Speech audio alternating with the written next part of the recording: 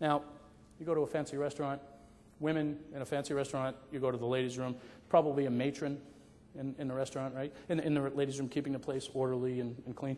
Men, you go to a fancy restaurant and there's a gentleman in there keeping the place in order, right?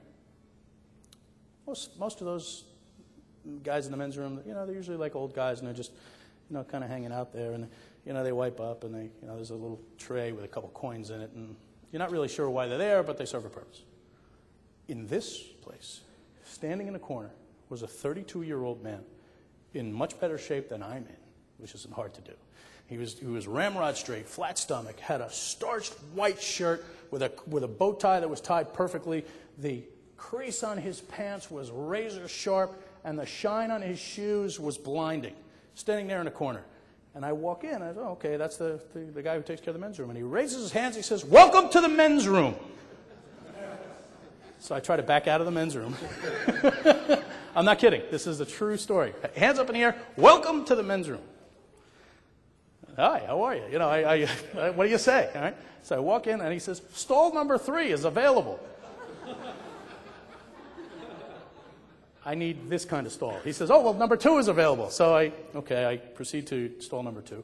And now it's time for me to wash my hands.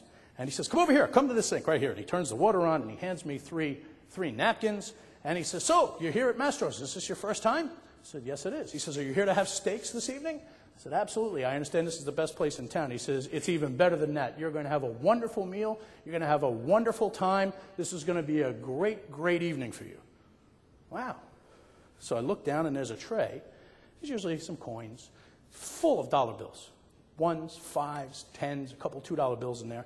And ordinarily, when the guy cleans up after you, you throw a couple coins in there. Well, I felt compelled. I threw a $5 bill in there because the guy's cleaning up after me. He turned the water on. Is the water too hot? No, it's fine. Is it too cold? No, it's fine. Would you like some mints? We have 3 flavors. I'm looking at this guy. He says, "Would you like some cologne?" I said, "No, I'm fine." Okay. Put down my $5 bill.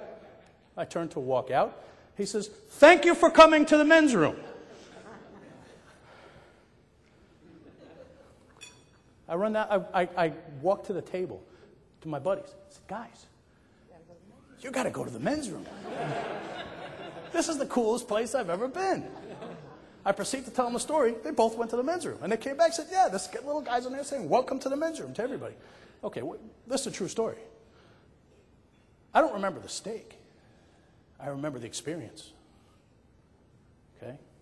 That's important. I don't remember the steak. This is supposed to be the best steakhouse in town. I'm sure it was wonderful. I'm sure it was wonderful because I don't remember it being bad.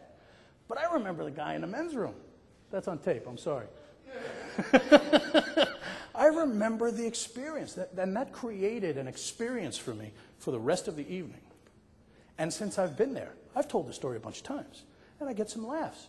But it's a true story. And the next time I'm in Scottsdale, I can't wait to go back to Mastro's. Why? Not because I had a great steak. I want to see if that little guy's still in the men's room. But it was a great experience for me. Now, I'm sure that I had a great meal.